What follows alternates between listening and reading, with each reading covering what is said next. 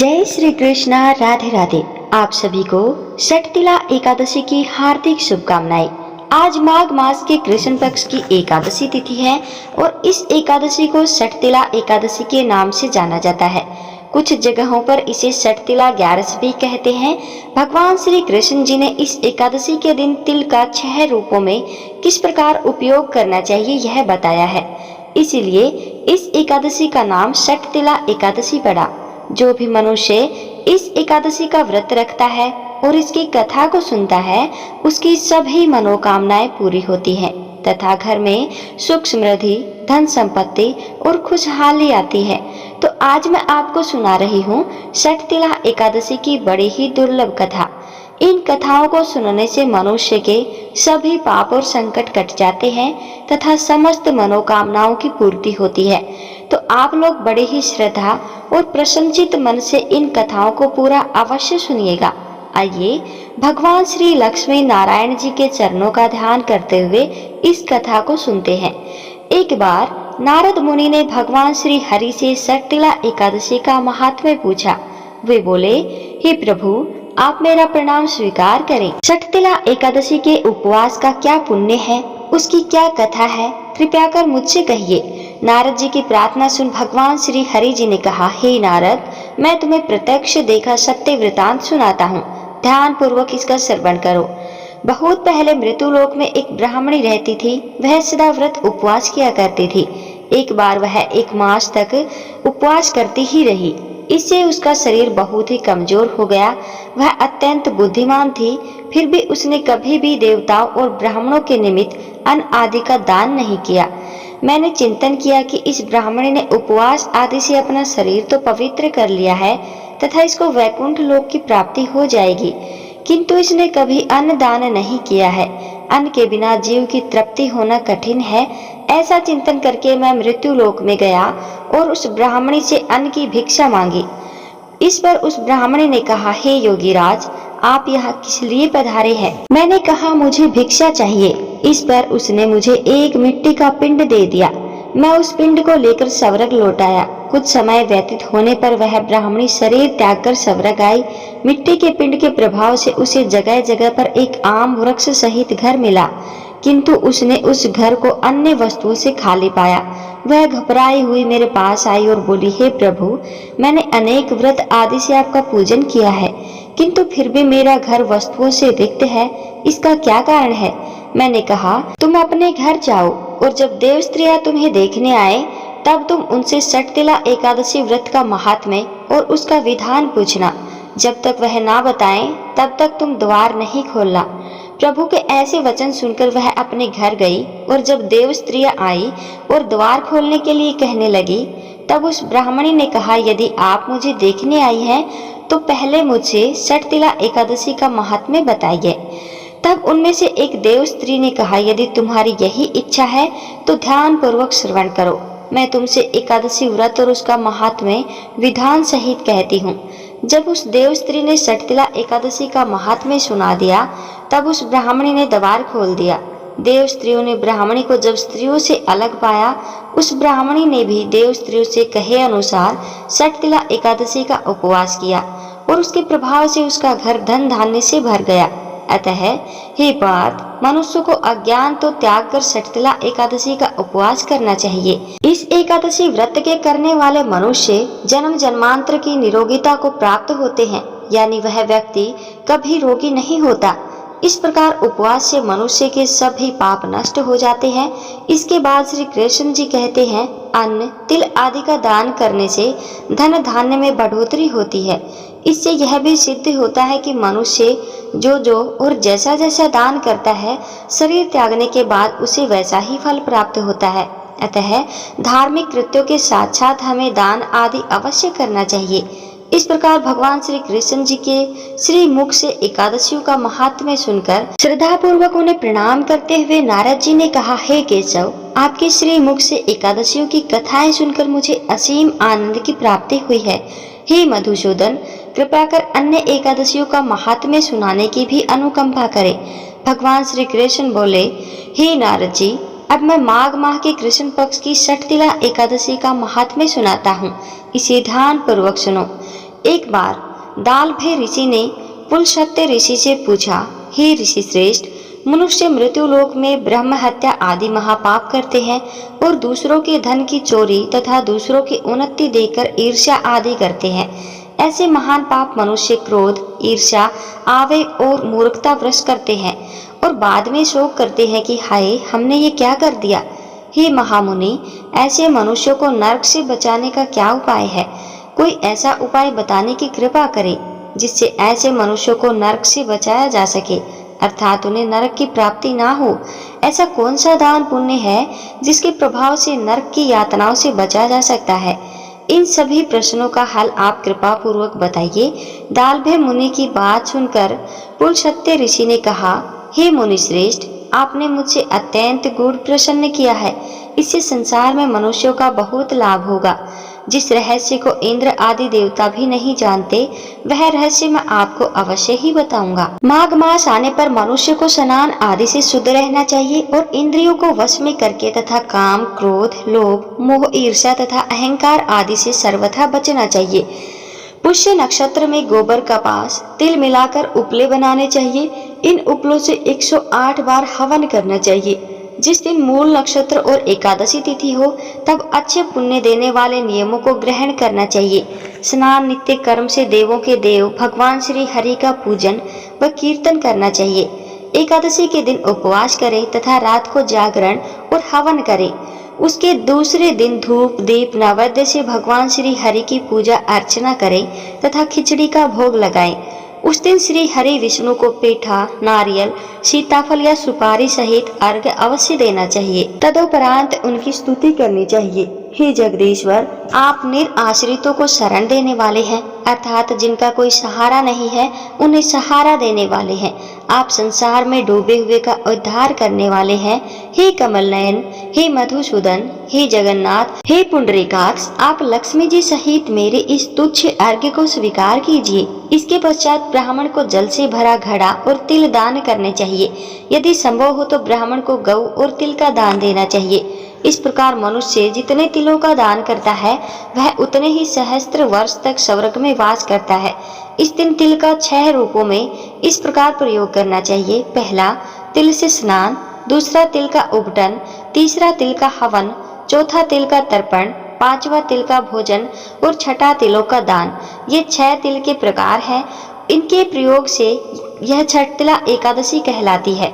इस व्रत को करने से अनेक प्रकार के पाप नष्ट हो जाते हैं तथा मनुष्यों की समस्त मनोकामनाएं पूर्ण हो जाती है और अपार धन संपत्ति की प्राप्ति होती है। बोलिए श्री लक्ष्मी नारायण भगवान की जय। बोलिए श्री तुलसी और शालिग्राम भगवान की जय। आइए अब भगवान विष्णु जी की एक सच्ची कथा का रसपान करते हैं, जिसे सुनने मात्र से सभी मनोकामनाएं पूर्ण होती हैं।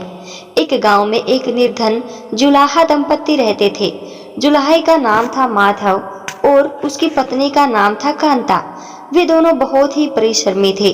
सारा दिन काम करते, सुंदर सुंदर कपड़े बनाते, किंतु उनके बने कपड़ों की उनको कोई कीमत नहीं मिल पाती थी।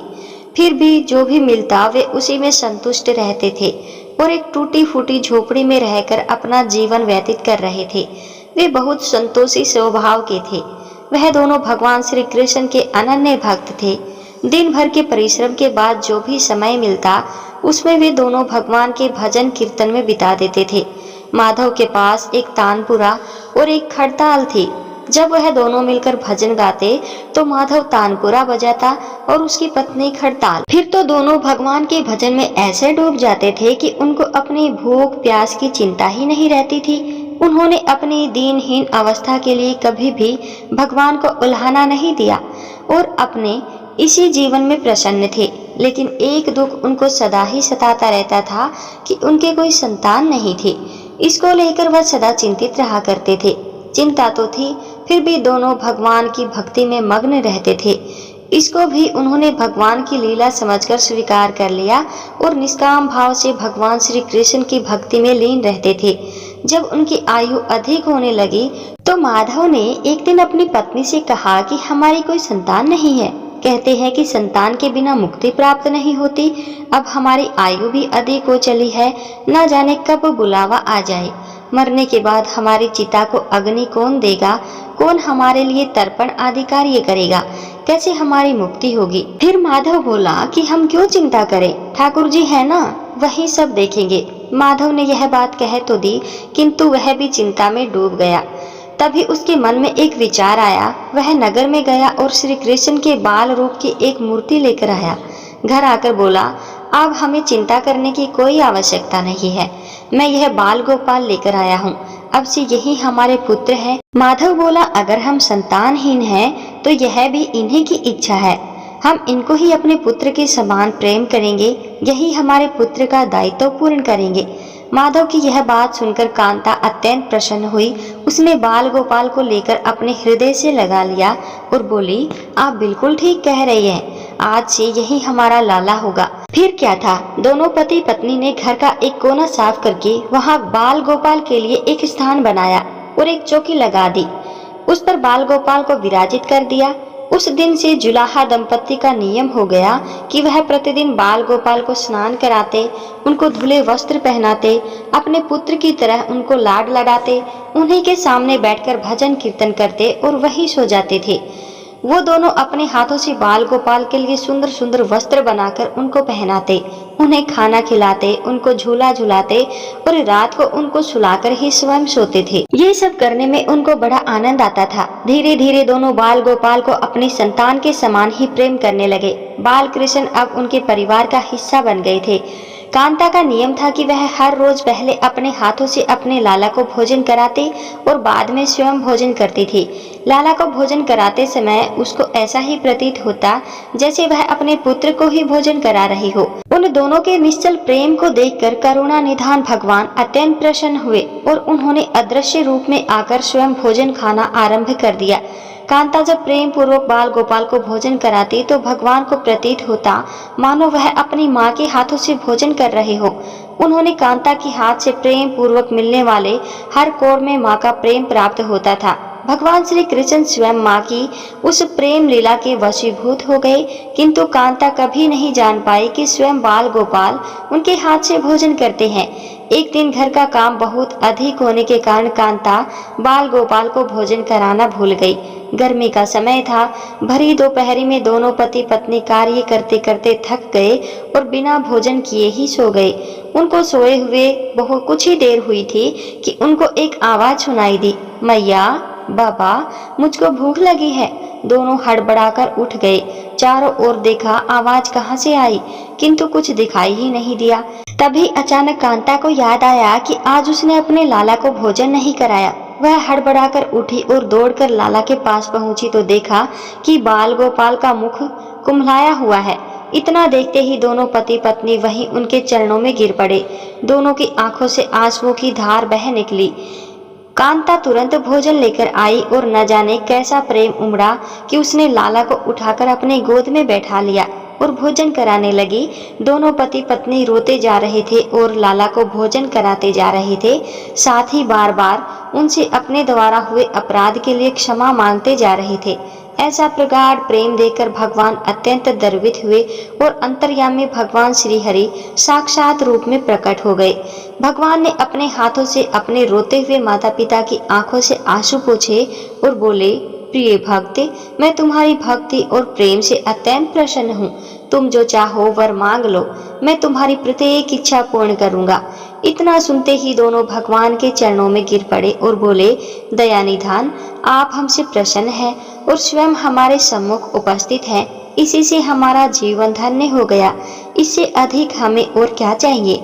इससे अधिक किसी भी वस्तु का भला क्या महत्व हो सकता है? आपकी कृपा हम पर बनी रहे, बस इतनी कृपा करना। भगवान श्री हरि बोले, यदि तुम चाहो तो मैं तुम्हारे जीवन में संतान के अभाव को समाप्त कर तुम्हें एक सुंदर संतान प्रदान करूं। यह सुनते ही माधव और कांता एकदम व्याकुल होकर बोले, नहीं भगवान, हमको संतान नहीं चाहिए। उनका उत्तर सुनकर भगवान ने पूछा, किंतु क्यों? अपने जीवन में संतान की कमी को पूर्ण करने के लिए ही तो तुम मुझको अपने घर लेकर आए थे। यह सुनकर वह दोनों बोले, प्रभु, हमको भय है कि यदि हमको संतान प्राप्त हो गई तो हमारा मोह उस संतान के प्रति बढ़ जाएगा और हम आपकी अब की तरह सेवा नहीं कर पाएंगे। उनका प्रेम और भक्ति से भरा उत्तर सुनकर करुणा निधान भगवान करुणा से भर उठे। उनके विचार सुनकर स्वयं भगवान की आंखों से अश्रु गिरने लगे।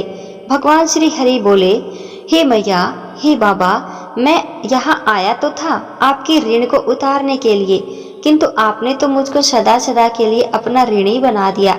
मैं आपके प्रेम का यह ऋण कभी नहीं उतार पाऊंगा। मैं सदा सदा तुम दोनों का ऋणी रहूंगा। मैं तुम्हारे प्रेम से अत्यंत प्रसन्न हूँ।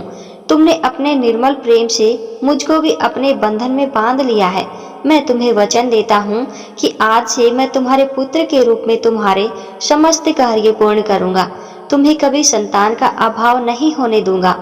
तुम ये तो जानते ही हो कि मेरा वचन कभी असत्य नहीं होता। ऐसा कहकर भक्त वत्सल भगवान बाल गोपाल की प्रतिमा में विलीन हो गए। उस दिन से माधव और कांता का जीवन बिल्कुल ही बदल गया। उन्होंने सारा काम धंधा छोड़ दिया और सारा दिन बाल गोपाल के भजन कीर्तन और उनकी सेवा में व्यतीत करने लगे। भजन करते हुए उनको न भूख सताते और न ही प्यास लगते थे। उन्होंने सभी प्रकार की इच्छाओं का पूर्ण रूप से त्याग कर दिया। अब माधव कभी कोई कार्य करता तो केवल अपने बाल गोपाल के लिए सुंदर सुंदर वस्त्र बनाने का। उनके सामने जब भी कोई परेशानी आती तो बाल गोपाल एक बालक के रूप में उपस्थित हो जाते और उनके समस्त कार्य पूर्ण कर देते थे। वह दंपति और बालक गांव भर में चर्चा का विषय बन गए, किंतु गांव में कोई भी यह नहीं जान पाया कि वह बालक कौन है, कहां से आता है और कहां चला जाता है। धीरे धीरे समय बीतने लगा। अब जुलाहे दंपति बूढ़े हो चले, किंतु भगवान की कृपा उन पर बनी रही। अब दोनों की आयु पूर्ण होने का समय आ चला था। भगवत प्रेरणा से उनको यह ज्ञात हो गया कि अब उनका समय पूरा होने वाला है। इसी के चलते एक दिन दोनों ने भगवान को पुकारा। ठाकुर जी तुरंत प्रकट हो गए और उनसे उनकी इच्छा जाननी चाहिए। दोनों भक्त दंपति भगवान के चरणों में प्रणाम करके बोले, हे प्रभु, हमने अपने पूरे जीवन में आपसे कभी कुछ नहीं मांगा, किंतु अब जीवन का अंतिम समय आ गया है, इसीलिए आपसे कुछ मांगना चाहते हैं। भगवान बोले, निसंकोच होकर अपनी कोई भी इच्छा कहो, मैं वचन देता हूँ कि तुम्हारी प्रत्येक इच्छा को पूर्ण करूंगा। तब बाल गोपाल के अगाध प्रेम में डूबे वह वृद्ध दंपति बोले, हे नाथ, हमने अपने पुत्र के रूप में आपको देखा है। आपने भी पुत्र के समान ही हमारी सेवा की है। अब वह समय आ गया है जिसके लिए कोई भी माता पिता पुत्र की कामना करते हैं। हे दीन बंधु, हमारी इच्छा है कि अब दोनों पति पत्नी के प्राण एक साथ निकले। हे दया निधान, जिस प्रकार एक पुत्र अपने माता पिता की अंतिम क्रिया करता है और उनको मुक्ति प्रदान करता है, उसी प्रकार हे परमेश्वर, हमारी अंतिम क्रिया आप अपने हाथों से करके हमें मुक्ति प्रदान करें। श्री हरि ने दोनों को उनकी इच्छा पूर्ण करने का वचन दिया और बाल गोपाल के विग्रह में विलीन हो गए। अंत में वह दिन आ ही गया जब प्रत्येक जीव को यह शरीर छोड़ना पड़ता है। दोनों वृद्ध दंपति बीमार पड़ गए। उन दोनों की भक्ति की चर्चा गांव भर में थी, इसीलिए गांव के लोग उनका हाल जानने के लिए उनकी झोपड़ी के पास आ गए, किंतु उन दोनों का ध्यान तो श्री हरि में रम चुका था। उनको नहीं पता था कि कौन आया है कौन नहीं। तभी अचानक एक चमत्कार हुआ। जुलाहे की झोपड़ी एक तीव्र और अलौकिक प्रकाश से भर उठी। वहां उपस्थित समस्त लोगों की आंखें बंद हो गई। किसी को कुछ भी दिखाई नहीं जान पड़ रहा था। कुछ लोग तो झोपड़ी के बाहर आ गए, कुछ वहीं धरती पर बैठ गए। तभी श्री हरि अपने दिव्य चतुर्भुज रूप में प्रकट हुए। उनकी अद्भुत शोभा समस्त सृष्टि को अलौकिक करने वाली थी, जो वातावरण में एक दिव्य सुगंध भर गई। वे अपनी मंद मंद मुस्कान से अपने उन भक्त माता पिता की ओर देख रहे थे।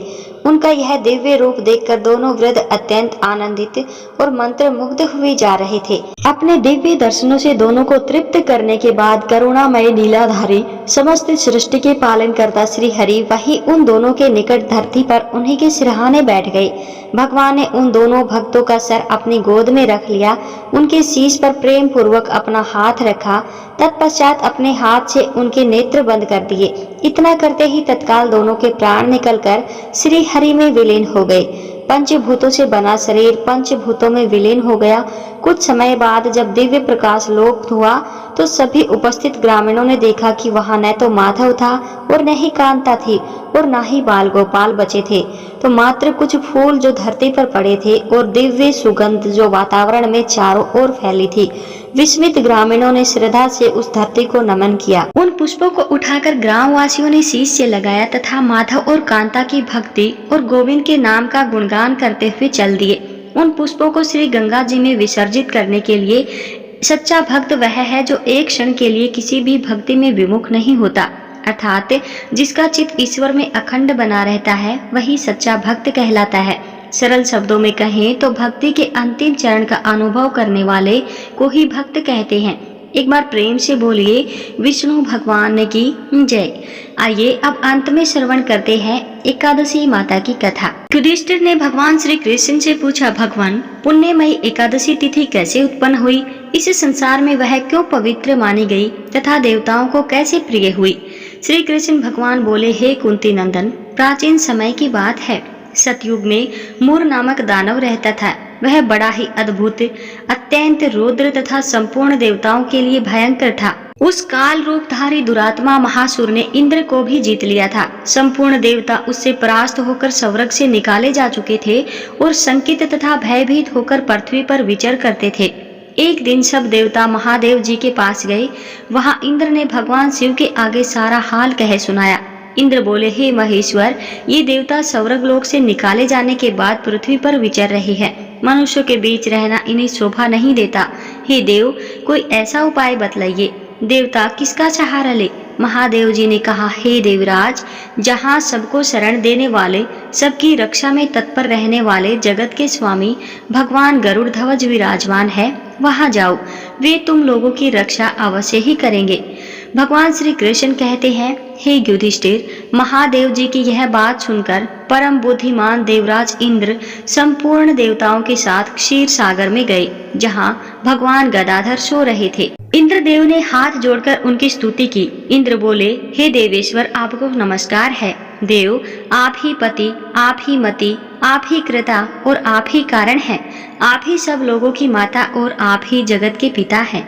देवता और दानव दोनों ही आपकी वंदना करते हैं। हे पुंडरीकाक्ष, आप दैत्यों के शत्रु हैं। मधुसूदन, हम लोगों की रक्षा कीजिए। प्रभु, हे जगन्नाथ, अत्यंत उग्र स्वभाव वाले महाबली मूर नामक दैत्य ने इन संपूर्ण देवताओं को जीतकर स्वर्ग से बाहर निकाल दिया है।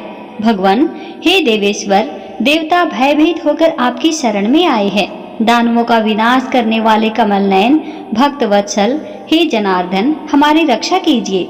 भगवान शरण में आए हुए देवताओं की सहायता कीजिए। इंद्र की बात सुनकर भगवान विष्णु बोले, देवराज, यह दानव कैसा है? उसका रूप और बल कैसा है तथा उस दुष्ट के रहने का स्थान कहाँ है? देवराज इंद्र बोले, हे देवेश्वर, पूर्व काल में ब्रह्मा जी के वंश में तालजंग नामक एक महान असुर उत्पन्न हुआ था, जो अत्यंत भयंकर था। उसका पुत्र मूर दानव के रूप में विख्यात है। वह भी अत्यंत उत्कट, महापराक्रमी और देवताओं के लिए भयंकर है। चंद्रावती नाम से प्रसिद्ध एक नगरी है, उसी में स्थान बनाकर वह निवास करता है। उस दैत्य ने समस्त देवताओं को परास्त करके उन्हें स्वर्ग लोक से बाहर कर दिया है। उसने एक दूसरे ही इंद्र को स्वर्ग के सिंहासन पर बैठाया है। अग्नि, चंद्रमा, सूर्य, वायु तथा वरुण भी उसने दूसरे ही बनाए हैं। हे जनार्दन, मैं सच्ची बात बता रहा हूँ। उसने सब कोई दूसरे ही कर लिए हैं। देवताओं को तो उसने उनके प्रत्येक स्थान से वंचित कर दिया है। इंद्र की यह बात सुनकर भगवान जनार्दन को बड़ा क्रोध आया। उन्होंने देवताओं को साथ लेकर चंद्रावती नगरी में प्रवेश किया। भगवान गदाधर ने देखा कि दैत्यराज बारंबार गर्जना कर रहा है और उससे परास्त होकर संपूर्ण देवता दसों दिशाओं में भाग रहे हैं। अब वह दानव भगवान विष्णु को देखकर बोला, खड़ा रह, खड़ा रह। उसकी यह ललकार सुनकर भगवान के नेत्र क्रोध से लाल हो गए। वे बोले, अरे दुराचारी दानव, मेरी इन भुजाओं को देख। यह कहकर श्री हरि विष्णु जी ने अपने दिव्य बाणों से सामने आए हुए दुष्ट दानवों को मारना आरंभ कर दिया। दानव भय से विहल हो उठे। भगवान श्री कृष्ण कहते हैं, हे पांडुनंदन, तत्पश्चात विष्णु ने दैत्य सेना पर चक्र का प्रहार किया। उससे छिन्न भिन्न होकर सैकड़ों योद्धा मौत के मुख में चले गए। इसके बाद भगवान मधुसूदन बद्रिकाश्रम को चले गए। वहां सिंहावती नाम की गुफा थी, जो 12 योजना लंबी थी। उस गुफा में एक ही दरवाजा था। भगवान विष्णु उसी में सो रहे थे। वह दानव मूर भगवान को मार डालने के उद्देश्य से उनके पीछे पीछे तो लगा ही था, अतः उसने भी उसी गुफा में प्रवेश किया। वहां भगवान को सोते देख उसे बड़ा हर्ष हुआ। उसने सोचा, यह दानवों को भय देने वाला देवता है, अतः निसंदेह इसे मार डालूंगा। दानव के इस प्रकार विचार करते ही भगवान विष्णु के शरीर से एक कन्या प्रकट हुई, जो बड़ी ही रूपवती, सौभाग्यशालिनी तथा दिव्य अस्त्र शस्त्रों से सुसज्जित थी। वह भगवान के तेज के अंश से उत्पन्न हुई थी। उसका बल और पराक्रम महान था। दानव राज मूर ने उस कन्या को देखा। कन्या ने युद्ध का विचार करके दानव के साथ युद्ध के लिए याचना की। तत्पश्चात युद्ध छिड़ गया। कन्या सब प्रकार की युद्ध कला में निपुण थी। वह मूर नामक महाअसुर उसके सामने हुंकार मात्र से राख का ढेर हो गया। दानव के मारे जाने पर भगवान जाग उठे। उन्होंने दानव को धरती पर इस प्रकार निष्प्राण पड़ा देखकर कन्या से पूछा, मेरा यह शत्रु अत्यंत उग्र और भयंकर था, किसने इसका वध किया है? कन्या बोली, हे प्रभु, आपके ही प्रसाद से मैंने इस महादैत्य का वध किया है। श्री हरि ने कहा, हे कल्याणी, तुम्हारे इस कर्म से तीनों लोकों के मुनि और देवता आनंदित हुए हैं, अतः तुम्हारे मन में जैसी इच्छा हो उसके अनुसार मुझसे कोई वर मांग लो। देव दुर्लभ होने पर भी वह वर मैं तुम्हें अवश्य दूंगा, इसमें तनिक भी संदेह नहीं है। वह कन्या साक्षात एकादशी ही थी। कन्या ने कहा, प्रभु, यदि आप प्रसन्न हैं तो मैं आपकी कृपा से सब तीर्थों में प्रधान, समस्त विघ्नों का नाश करने वाली तथा सब प्रकार की सिद्धि देने वाली हूँ। जो लोग आप में भक्ति रखते हुए मेरे दिन को उपवास करेंगे, उन्हें सब प्रकार की सिद्धि प्राप्त हो। जो लोग उपवास करके मेरे व्रत का पालन करें, उन्हें आप धन, धर्म और मोक्ष प्रदान कीजिए। श्री विष्णु बोले, हे कल्याणी, तुम जो कुछ कहती हो वह सब पूर्ण होगा। भगवान श्री कृष्ण कहते हैं, हे युधिष्ठिर, ऐसा वर पाकर महाव्रता एकादशी बहुत प्रसन्न हुई। दोनों पक्षों की एकादशी समान रूप से कल्याण देने वाली है। इसमें शुक्ल और कृष्ण का कोई भेद नहीं करना चाहिए। यदि उदय काल में थोड़ी सी एकादशी, मध्य में पूरी द्वादशी और अंत में किंचित त्रयोदशी हो तो वह त्रिसपर्शा एकादशी कहलाती है। वह भगवान को बहुत ही प्रिय है। यदि एक त्रिसपर्शा एकादशी को उपवास कर लिया जाए तो 1000 एकादशी व्रतों का फल प्राप्त होता है तथा इसी प्रकार द्वादशी में पारण करने पर 1000 गुना फल माना गया है। अष्टमी, एकादशी, षष्ठी, तृतीय और चतुर्दशी ये सभी पूर्व तिथि से विधि हो तो उसमें व्रत नहीं करना चाहिए। परिवर्तनीय तिथि से युक्त होने पर भी इनमें उपवास का विधान है। पहले दिन में और रात में भी एकादशी हो तथा दूसरे दिन केवल प्रातः काल एक दंड एकादशी रहे तो पहली तिथि का परित्याग करके दूसरे दिन की द्वादशी युक्त एकादशी को ही उपवास करना चाहिए। यह विधि मैंने दोनों पक्षों की एकादशी के लिए बताई है। जो मनुष्य एकादशी को उपवास करता है वह वैकुंठ धाम में जाता है, जहाँ साक्षात भगवान गरुड़ ध्वज विराजमान रहते हैं। जो मानव हर समय एकादशी के महात्म्य का पाठ करता है उसे 1000 गौदान के पुण्य फल प्राप्त होता है। जो दिन या रात में भक्ति पूर्वक इस महात्म्य का श्रवण करते हैं वे निसंदेह ब्रह्म हत्या आदि पापों से मुक्त हो जाते हैं। एकादशी के समान पाप नाशक व्रत दूसरा कोई नहीं है। बोलिए लक्ष्मी नारायण भगवान की जय।